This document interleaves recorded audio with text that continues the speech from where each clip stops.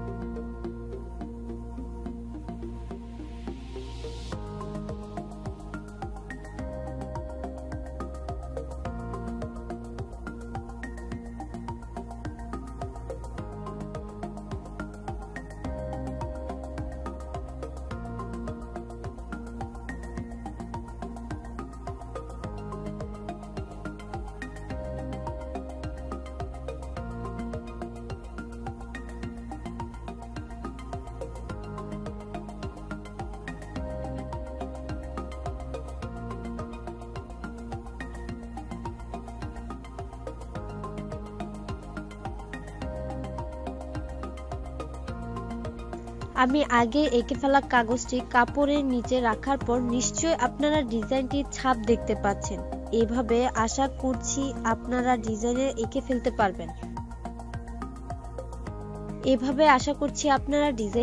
ফেলতে পারবেন। তাহলে এখন পরবর্তী অংশ দেখা যাক। এই অংশে আমি আর ছাপ দিয়ে আঁকছি না, কিন্তু আপনার প্রয়োজন হলে আপনি প্রথমে আলাদা কাগজে এঁকে নিতে পারেন। এতে কাঁথা আঁকতে সুবিধা হয়।